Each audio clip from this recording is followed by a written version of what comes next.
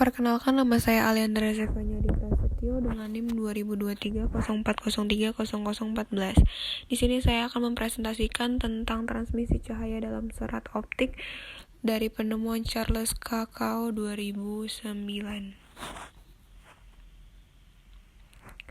Sebelumnya kita langsung masuk aja ke latar belakang, di mana serat optik merupakan suatu teknologi menggunakan impuls cahaya atau sinar sebagai penyampaian pesan data digital. Keuntungan cahaya dibandingkan dengan listrik ialah cahaya memiliki kelajuan yang lebih tinggi dan tidak terpengaruh oleh medan listrik itu sendiri. Kemudian kita langsung masuk ke panggilan dari Charles Kakao, di mana dia disebut sebagai Godfather of Broadband atau yang kita sebut dengan Bapak Serat Optik. Dianugerahi Nobel Fisika pada tahun 2009 karena pencapaiannya yang luar biasa mengenai transmisi cahaya dalam serat optik komunikasi.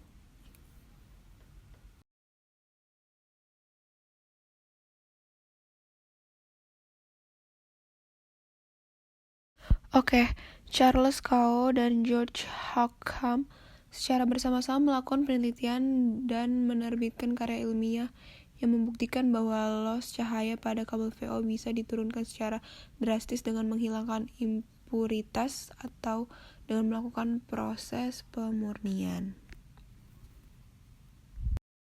Lanjut ke dalam journey-nya, di mana Charles Kakao mengembangkan kabel fiber optik yang dapat mentransmisikan sinyal dengan kecepatan 1 GHz atau 1000 juta per bit per detik.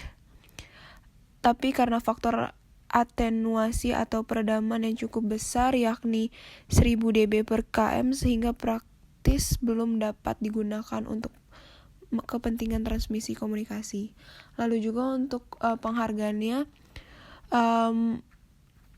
penemuannya kabel fiber optik yang bersama dengan Willard Boyle dan George Smith mendapatkan hadiah Nobel tahun 2009 atas dasar penemuan perkembangan teknologi kabel fiber optik, dan kemudian dia juga menerima gelar Sir dari Kerajaan Inggris.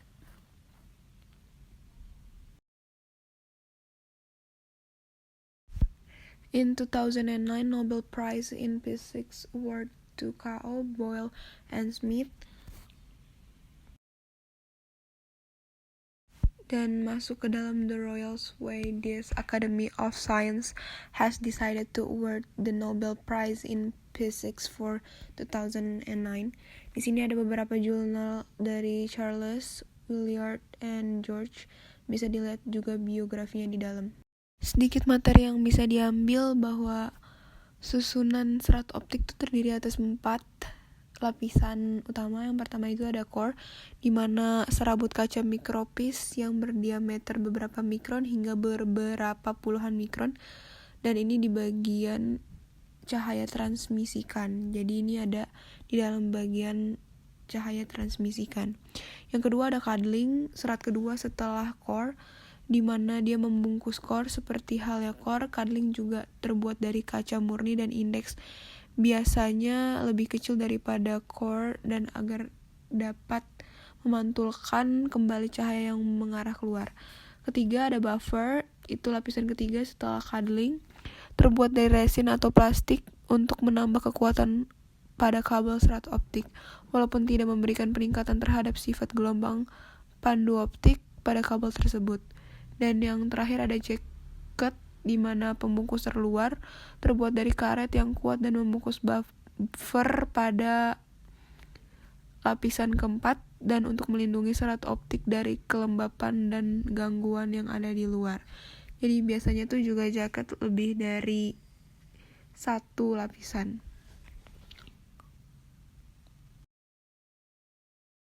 Sedikit informasi yang bisa diambil tanpa keterlibatan industrialis gelas ternama yaitu Corning, mustahil kabel fiber optik dapat digunakan secara masif di era modern saat ini. Dan terobosan berikutnya dalam teknologi kabel fiber optik dilakukan oleh pabrikan industri gelas ternama yaitu Corning, yang berhasil membuat kabel VO pertama kalinya secara visible dapat digunakan untuk kepentingan komunikasi data.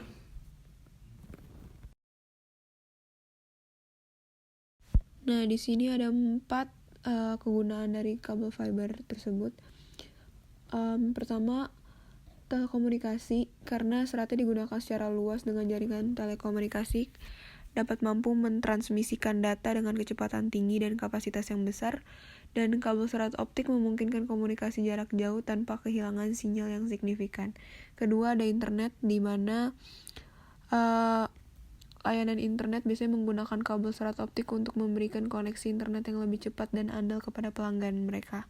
Dan kecepatan internet lebih tinggi dan latensi yang rendah sangat memungkinkan dilakukan dengan teknologi serat optik ini.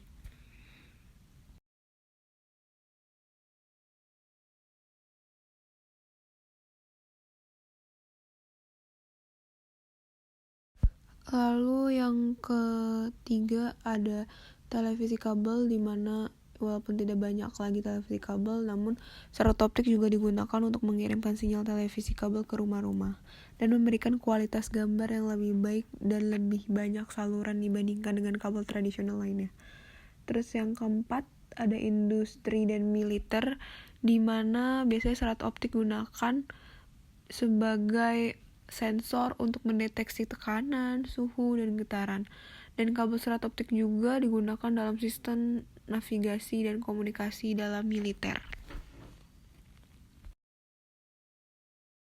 Not but not least, kita masuk ke dalam kesimpulan di mana secara keseluruhan penemuan serat optik oleh Charles Kakao telah membawa perubahan mendasar dalam cara kita berkomunikasi dan memproses informasi, membuat dunia jadi jauh lebih banyak terhubung.